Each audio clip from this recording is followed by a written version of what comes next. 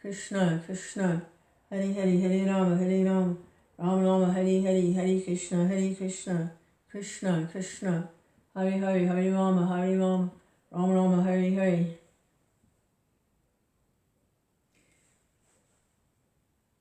I really like to read Bhaktisiddhanta's writings. To me, he has an incredible sense of humor.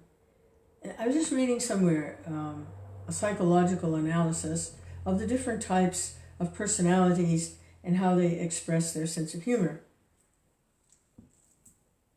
Anyway, and for the most intelligent, they express humor very often in the form of irony and sometimes sarcasm.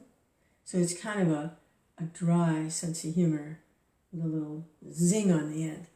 And he does it every time. It's just, his writing's just wonderful. I've read a few things. I read a big long one, Brahmana and Vaishnava. Oh, it was terrific. I think I read that twice. It's a very long piece, but it's terrific. At the time he was preaching, he and his father were preaching, there was a problem with caste brahmanas being very rigid in their understanding of what it meant to be a Vaishnava and a devotee. They were very rigid. They were stuck in the caste consciousness. And there was one meeting where Bhaktivinoda Thakur was supposed to speak, I believe, but he sent Bhaktisiddhanta instead.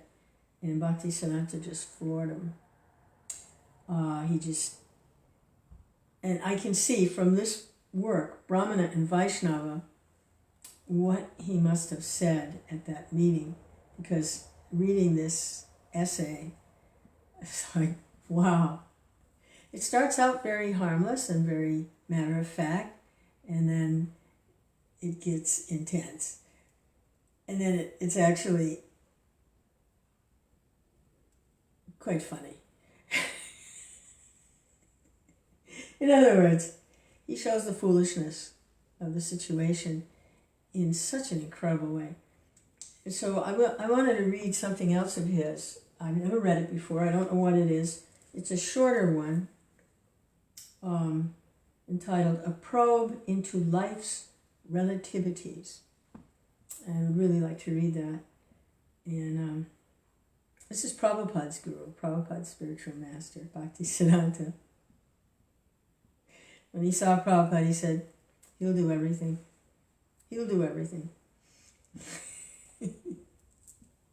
Hare Krishna, Hare Krishna. And it's not like Prabhupada was sitting at his feet all day and all night. Prabhupada, he had a family, he had a business.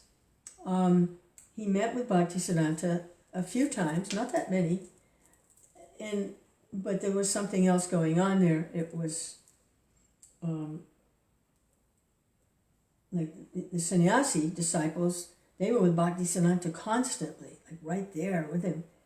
And Prabhupada was a little distant, he was removed.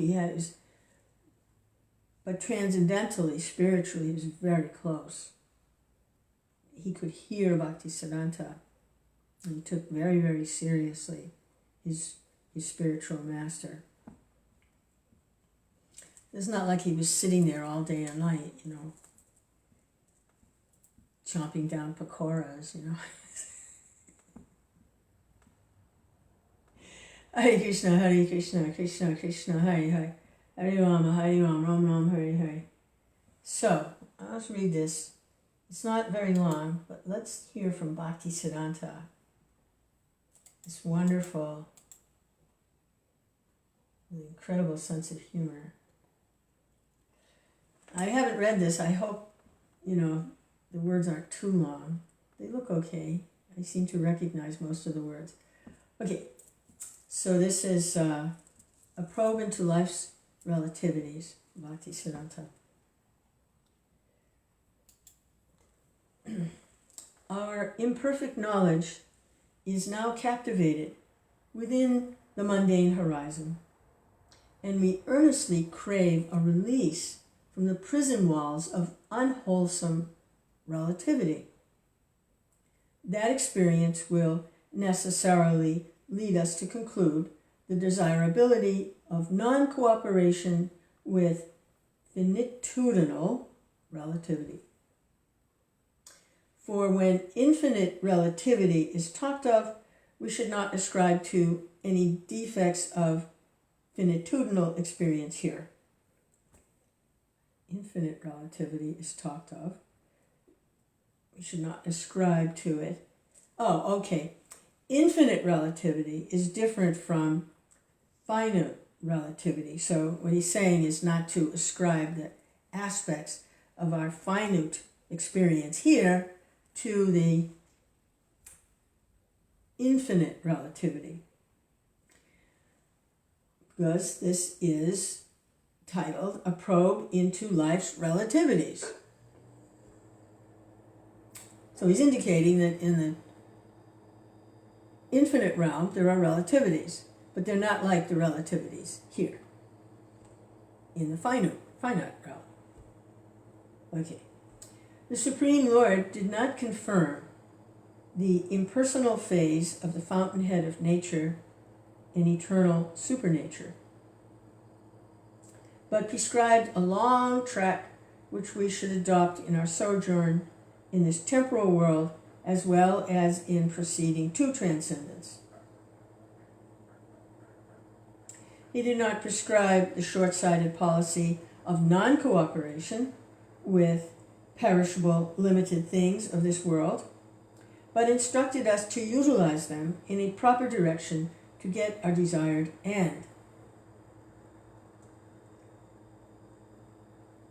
No doubt, our reliance on petty reasoning about mundane relativity would show an unwillingness to receive the transcendental truth unexplored hitherto by our defective and oral reception.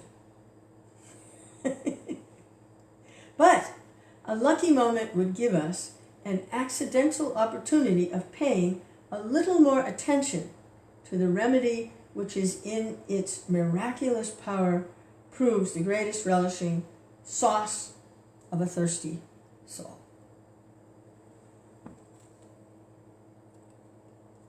Too much attachment to any limited thing will deny us the facility of extensive gains, though the policy of concentration is talked of very highly for our amelioration. Hare Krishna. Hare Krishna, Hare Krishna, Krishna Krishna, Hare Hare. Hare Rama, Hare Rama. What does amelioration mean? Does that mean reward or payment? I think it means payment. Let me take a look. Yeah, I think it means payment, amelioration. Oh, no, it means improving. Okay, to ameliorate means to advance, develop, upgrade, boost, augment, raise, correct, rectify, upgrade, rally, discover.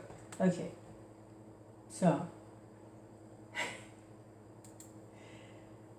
that sentence again with amelioration in it is, too much attachment to any limited thing will deny us the facility of extensive gains.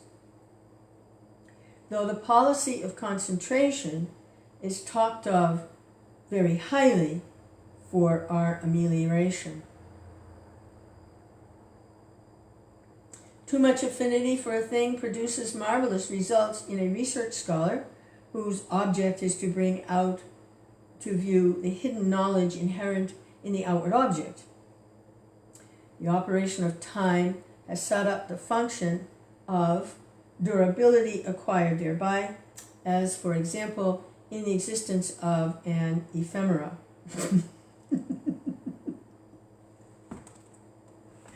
Krishna!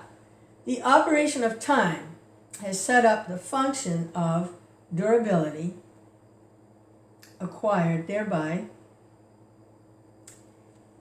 example in the existence of an ephemera. So ephemeral means temporary or elusive, right? Ephemera.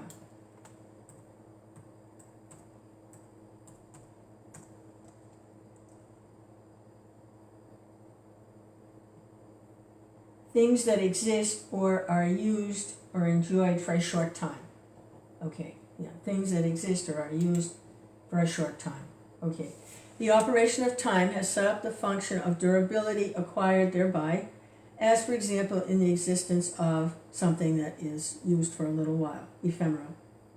As the research scholar or the lover of a transitory object is observed to be shifting elsewhere from the object of his quest, and as the object has got a temporary existence with the susceptibility of transformation, such exertions are meant to be analogous to time-serving exploits.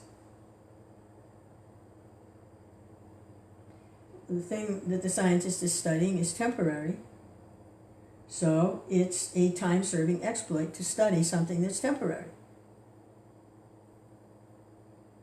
It's wasting time, basically. The inadequacy and the exuberance involved will also prove the undesirability of such temporary fruitive acts. In the emporium of phenomena, our senses are found to engage themselves with all earnestness. When the senses are gratified from the ample service of their need, the satiative sequel does not later on suit their purpose. Okay, chewed up and spit out. Okay. The problem, therefore, that has to be solved is where to keep those objects of senses if we require any relief from their exploiting invasions. Are we to the acquainting of our senses by devising some means? Are we to the actuating of our senses by devising some means?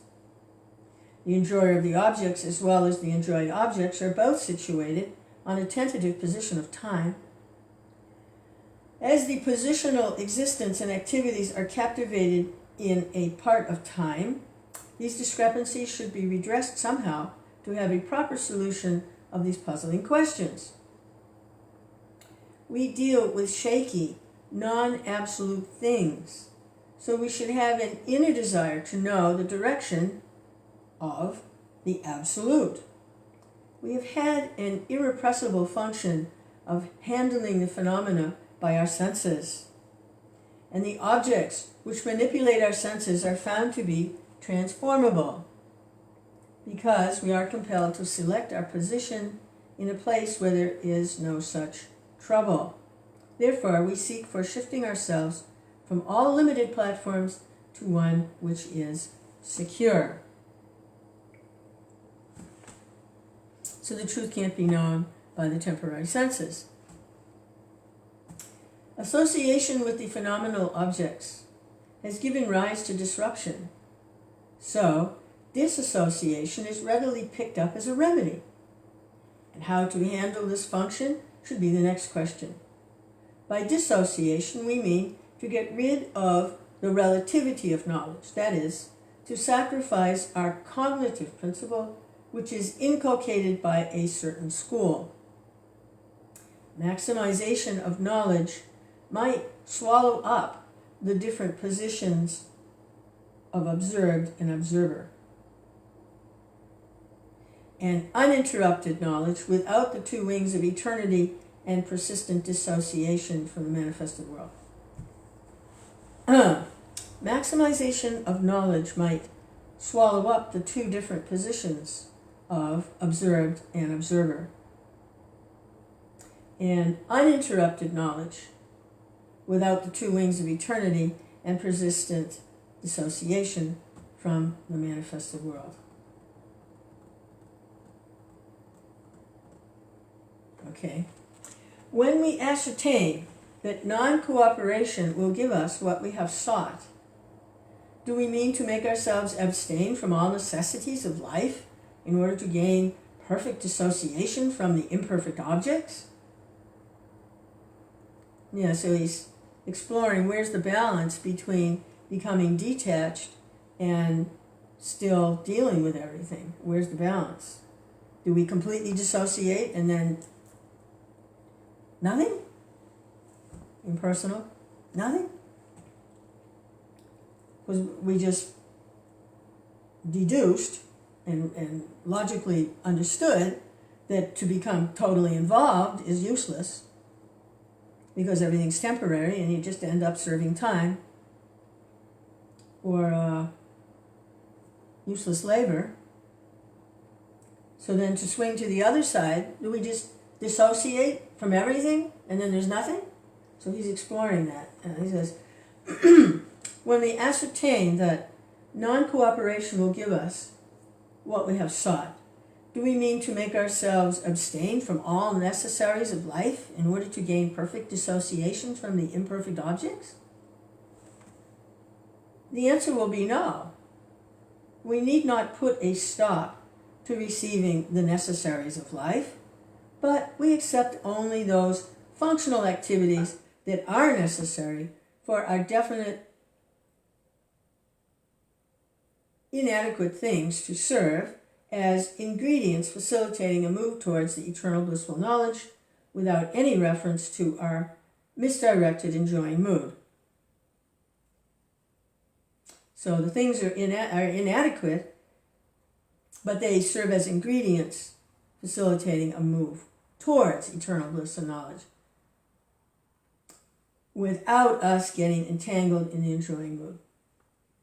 If they prove to be of any use to the Absolute, the temporal and faulty phases are indirectly removed from the conception of such things. They become spiritualized. So we need not have any apprehension of the unsuitability of such things and will discern their immaculate aspect, without which they may prove to be snares, making us utilize them for our impure purpose. The insipid situation of an impersonal conception, he's chopping away at impersonalism. The insipid situation of an impersonal conception need not predominate over us as a settled fact.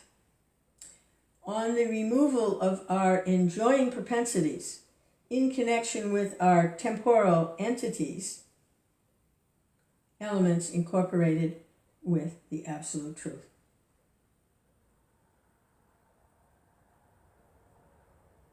Then comes the question, what are the salient features of the Absolute, and what should be the nomenclature of the Absolute? The Absolute is evidently to welcome all sorts of manifest nature, instead of lurking merely as the unknown in a region behind our sensuous scope. Our sensuous activities are hitherto confined to the non-absolute, and when we care most for the immutable situation of the Absolute, no mutability should dissuade us from our covered object.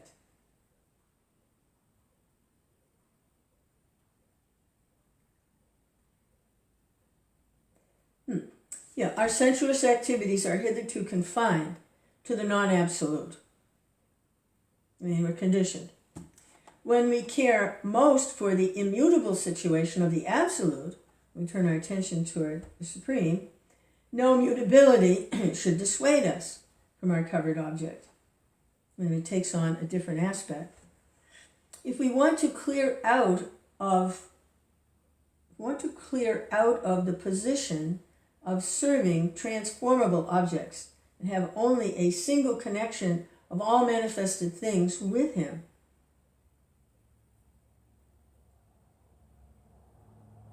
this will give us the much coveted situation of continuing our vital activities in his service in this world too, without an undesirable aptitude shifted to the Absolute, and we, being his irregular subservients, help him imperishables. There's a lot of misprints in this, by the way, spellings and stuff, though they have been acknowledged by us to have been meant for our use.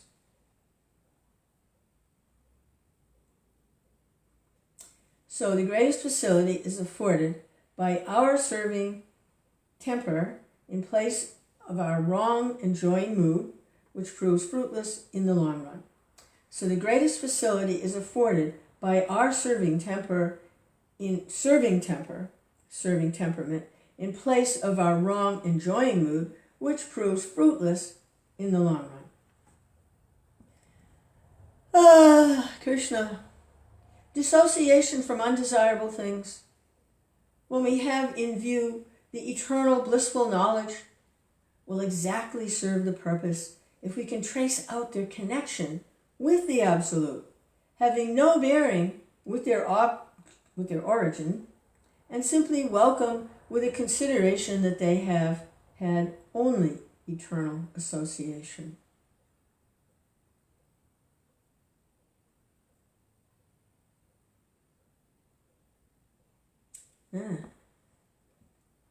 When we have in view the eternal blissful knowledge, will serve the purpose if we can trace out their connection with the Absolute and simply welcome with consideration that they have had only eternal association. Well, everything comes from Krishna. So when it's used in Krishna's service, ta-da!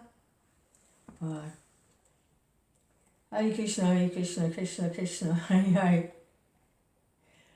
That's a probe into life's relativities. Bhakti Siddhanta, our grandpa. The grandparents are always very kind to the grandkids. Bhakti Siddhanta. Hare Krishna, Krishna Krishna, Hare Hare. Hare Rama, Ram, Hare Hare. Hare Krishna, Krishna Krishna. Boy, I really wish they had the technology that we have now, where some of this could actually be recorded with him actually speaking. Is there anything like that? I mean, I think he was on the planet until the 1930s. Didn't they have at least some technology where they could record something? Boy, what a shame. I'd love to hear him speak. Wow. Hare Krishna, Krishna Krishna, Hare Hare. Hare Rama, Ram, Hare Hare. Hare Krishna, Krishna Krishna. What his accent was like must have been a kind of a Indian-British accent, a British-Indian accent with all these big words. Oh, God. Hare Krishna, Krishna Krishna. Hare Rama, Rama, Hare Krishna, Krishna Krishna. Hare Rama, Rama, Hare Krishna, Krishna Krishna. Hare Rama, Rama, Hare Krishna, Krishna Krishna. Hare Rama, Rama, Hare Krishna, Krishna Krishna. Hare Rama, Rama, Hare. Well, our Srila Prabhupada did remarkably well coming to the West and speaking to the American people, mostly, because that's who he spoke to at first. He did remarkably well. Because if he spoke anything like Bhakti Siddhanta, Prabhupada, he was able to, it was almost like he was one of us. Of course we knew, but he was able to do that, to come down to the level of Hare Krishna, in order to communicate. Hare Ram, Ram, Hare Krishna, to some degree. Not completely, thank God, but to some degree. Hare Krishna, Krishna Krishna. Hare Rama, Rama, Hare. It must have been quite something to hear, his American disciples speaking even, because, it might sound like ducks quacking or something. Hare Krishna. Hare Krishna. That may be why he appreciated Hare Griva also, because I think he was the only one that had like a college degree at the time, and it was in poetry of all things. And Prabhupada wanted a poetic sound to a song of God. He wanted a poetic sound, and it was like Hare Krishna was like perfect for the task. He was a little educated. He was a professor, English professor. Specializing in poetry.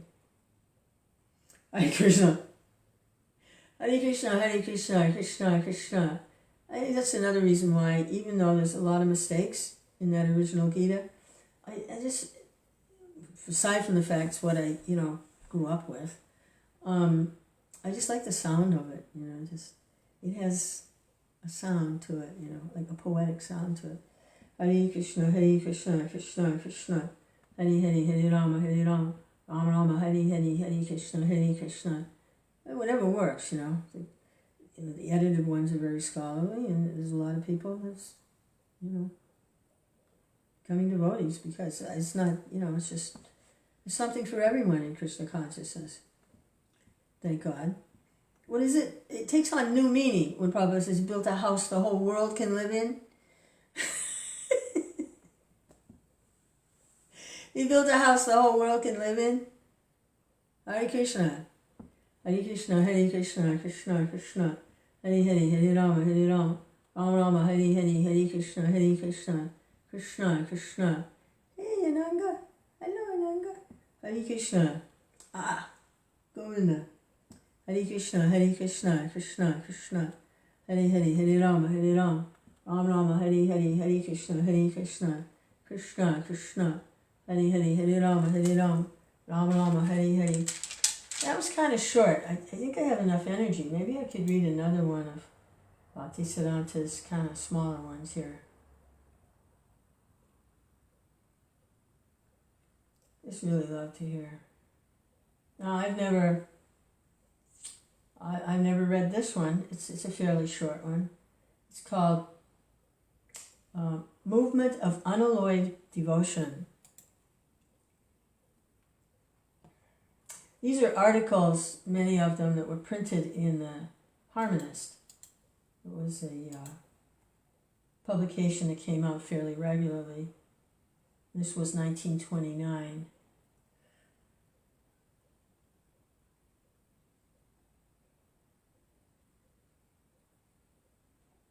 And it is, it's talking about, this is the seeds of the movement, because actually Bhakti Vinod Thakur, Bhaktisiddhanta's father, actually began the Hare Krishna movement, the revival. Up to that point, it was lost. It was actually a laughing stock because there was a lot of Prakriti Sahajya going on in the name of Chaitanya, and nobody took it seriously. The men dressing up like women and doing all kinds of weird stuff. So it wasn't taken very seriously, and there was a lot of apasampradayas, and it wasn't taken very seriously up until Bhakti Vinod Thakur. And here he is, a prominent official. He's the magistrate of Jagannath Puri, a huge city, and he's in charge of the temple there, well, a huge temple, Jagannath temple, and he's taking up the Chaitanya movement, the Chaitanya's movement. And then he started writing his books and speaking, and so it's actually the beginning of the movement. And this publication, this Harmonist, was one of the first things to go out. This is 1920s, about 100 years ago. So this is his son, Bhaktisiddhanta, putting an article in the Harmonist, and which another name for the Harmonist is Sajjana Toshini, Sri Sajjana Toshini. And that kind of throws a little light on why Srila Prabhupada started out with Bhakti Godhead magazine. He was following in the footsteps of these regular publications, and he was doing his Bhakti Godhead magazine to carry it on. So this is Bhaktisiddhanta in 1929. He says, Hare Krishna, I'll try. Maybe there won't be so many big words in this since it's for distribution to people in general.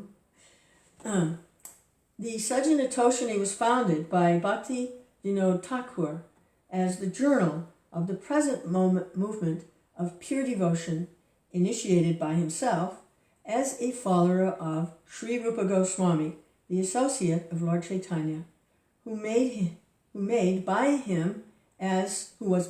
him as the original acharya of the principle of loving devotion.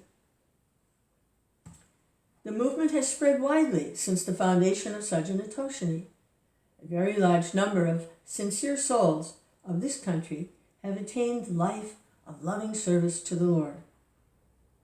The assumption of the English garb by the journal is the result of the extension of the movement and is prophetic of the tendency to further and worldwide expansion. None of it's happened yet, but they're seeing it. The name harmonist, which has been adopted by the English Sajjana Toshini, may appear at first sight to be also more cosmopolitan than the older Sanskrit title, which literally means a female who pleases the Lord's own. The harmonist aims at promoting concord. So the original Sajjana Toshini, it meant a female who pleases the Lord's own. People aren't ready for that yet, I don't, especially in the West. So the harmonist, the new name, aims at promoting concord, but the English title is not really different in its significance from the original title of the periodical. Harmony is to be found in the spiritual service to the Lord alone. The harmonist has dedicated herself to the service of those who are themselves loyal servants of the original source of all harmony. In contradiction to the service of the servants of the Lord, the vox populi, and prospects of worldly enjoyment, the harmonist pins her faith in the vox dei and prospects of spiritual living based thereon. She strives to please not everybody indiscriminately, but only the servants of the Lord. Unless the general populace prefer to obey the servants of the Lord rather than following their own erring inclination for worldly aggrandizement, there can be no real harmony in this world. To try to please the servants of the Lord is the same as, nay, even higher than trying to please the Lord. The harmonist is prepared to serve the demon only if the demon himself obeys the Lord and not otherwise. By trying to please those who do not serve the Lord, the prevailing confusion will be further confounded. So, it is a person. The publication is a person, a harmonist. Sajjana Toshini, and the personalities engaged in loving service. Female loving servants. The method adopted by the harmonist for the promotion of concord has nothing in common with the methods adopted by the humanists, who rely only on themselves and their fellow beings for attainment of their purpose. The miseries experienced as a result of the discords of this world are generally supposed to be due to ignorance of the laws of nature and the significance of the moral order. By providing ethical instruction and opportunities for the practice of social and humanitarian virtues, and by the diffusion of knowledge of the laws of nature for the efficient performance of virtuous work, the humanist hopes to make all persons attain the peace of the conscience.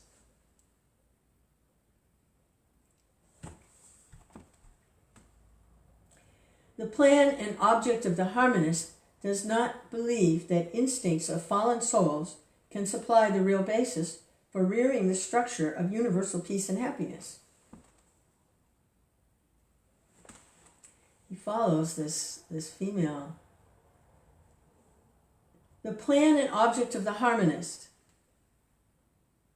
He refers to the harmonist as she, her, and now even goes so far as to say the plan and object of the harmonist does not believe that instincts of fallen souls can supply the real basis for rearing, like a mother would raise the structure of universal peace and happiness. The fallen souls naturally covet the things of this world for their own selfish enjoyment, as the attempt to derive fulfillment from such things is, however, doomed to the perpetual failure. Peace of conscience must necessarily be sought elsewhere. Man must disregard the guidance of his limited and misleading understanding and seek for enlightenment from above in a spirit of real humility. Krishna! The practical way to attain spiritual enlightenment is to serve the servants of the Lord. The fallen soul must submit to receiving knowledge of his real self and of his relation to the Supreme Soul from those who are themselves enlightened. The limited understanding must not be allowed to shut out the unlimited. Krishna. Hare Krishna. Krishna Krishna. Hare Hare. The limited understanding must not be allowed to shut out the unlimited. When once the higher knowledge really makes his appearance, the limited understanding will automatically realize the nature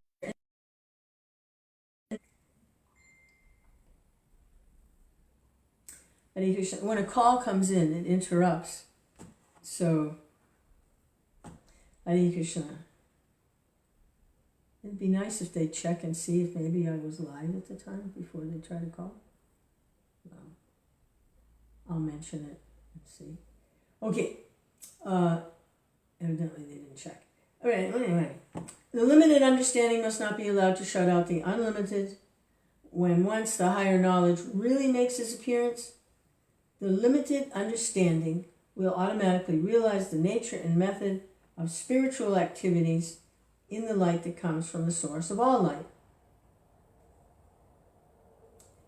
By trying to adjust our duties in the light of the will-o'-the-wisp of our distorted conscience, we are all guided by foolishness, which we are pleased to call by the name of free individual judgment.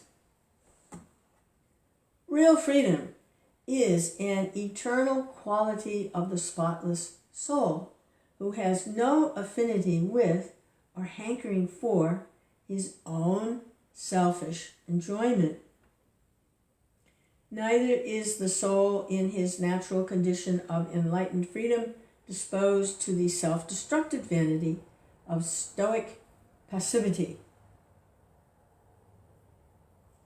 Stoic. I think stoic, what does stoic mean? I think it means long-suffering or something like that. Stoic.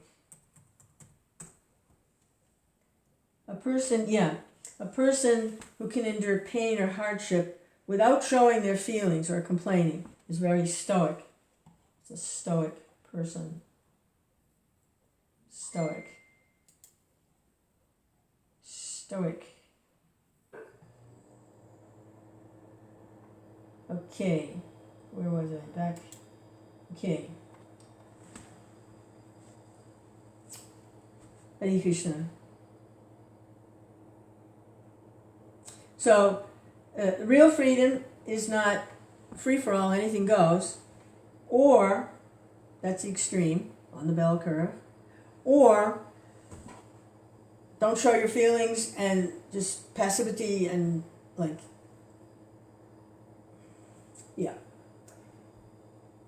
What does Krishna say? What can repression accomplish? Bhaktisiddhanta was not big on repression.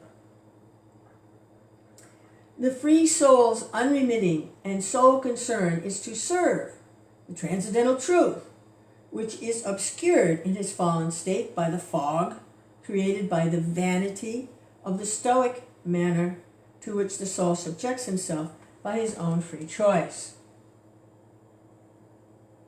The right to self-elected bondage to the hankerings of the flesh has been adopted from time immemorial as the basic principle of the political, social, individual life of incarcerated humanity in his temporary sojourn throughout this earthly prison house of correction.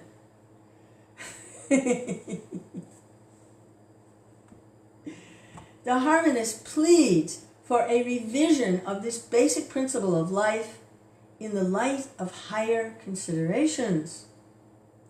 The light from the source can only guide us on our eternal path. Our tiny individual lights are not independent sources of illumination, but have to be continuously nourished to be preserved by contact with the source of light. Always chant Hare Krishna. The connection between the source and the dependent light is severed by the vanity of having independent existence in the fallen state. It is therefore necessary to reestablish this interrupted connection, not by the knowledge accumulated by the inductive sciences, which are themselves the product of the deceptive light of the soul in the state of rebellion against the fundamentals of his own constituent principles, but by the knowledge that comes from the fountainhead of all light, who has his transcendental abode in the shining realms of the spirit. Woo! Krishna! The method of submissive listening to the tidings of the spiritual world, which transcend without ignoring this phenomenal universe, from the lips of emancipated souls who serve eternally and exclusively the real truth, is the only way of obtaining the grace of the divine enlightenment. The harmonist stands for this principle in theory and practice. She is in principle and practice the eternal and exclusive servant of the servants of the Lord, and her sole duty is to try to please only them and thereby continue the method and purpose of Thakur Bhaktivinoda, who is embodied in the Sajanatoshini, the humble maid in waiting of the servants of the Lord. Wow! See, it's not just what somebody says, it's the vibration. And Hare Krishna, Krishna Krishna, Hare Hare, Hare Rama, Rama Rama, Hare Hare. Bhaktisiddhanta's vibration is incredible when he speaks. It's so wonderful that he wrote and spoke in English. It's so wonderful. Hare Krishna, that we get to hear him. Now, why he did that in English, when there wasn't any movement yet, it was just some stuff going on in India, and he sent some disciples to England, but they couldn't do anything. They didn't have it. They weren't empowered. They couldn't do anything. They just came back. But he and his father were seeing English speaking. This is meant to change the world. And Prabhupada's introduction and in his preface, I forget which book it is, he says this is meant to change the world, these books. And this is the very seeds of it, the very beginning of it. This is Prabhupada's spiritual master. And Prabhupada takes this. Hare Krishna. And pushes it out to the nth degree.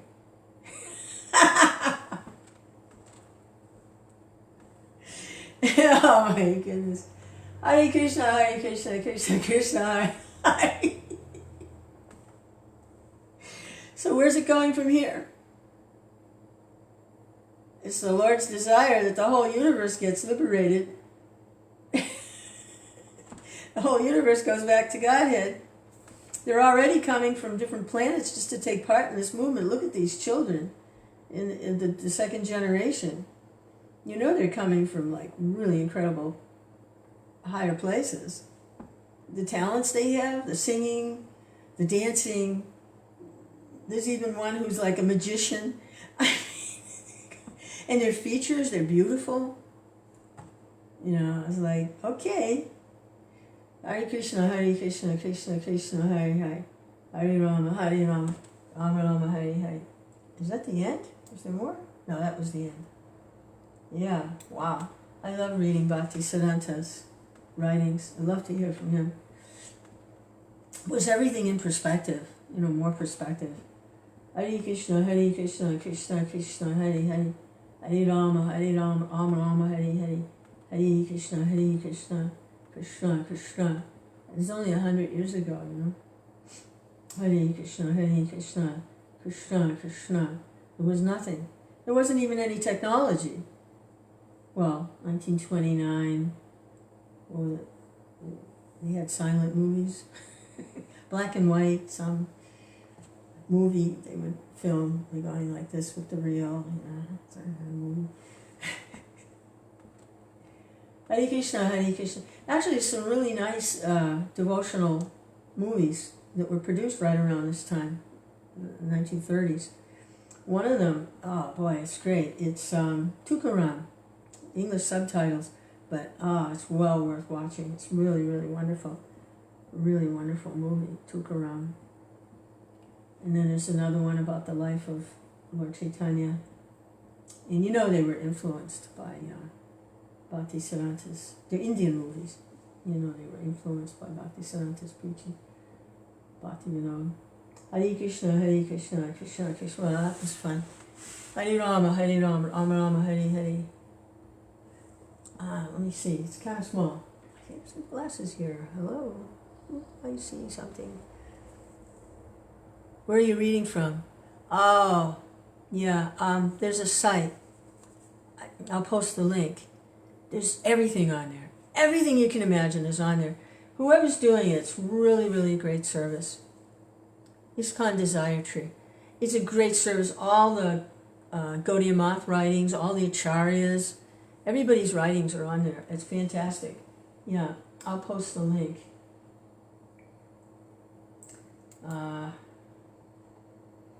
All the songs are on there. It's called ISKCON Desire Tree.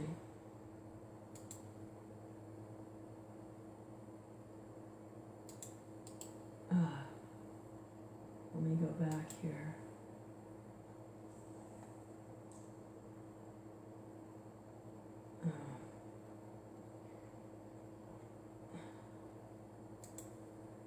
I post a link to the Gaudiya books. You just have to look under Bhaktisiddhanta.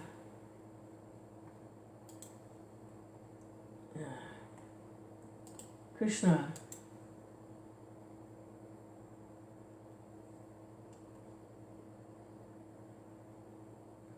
Here we go.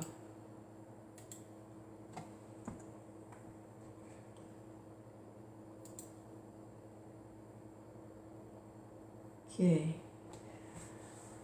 Oh, Krishna Chaitanya, Prabhu Nityananda, Shri Advaita Gadadhar.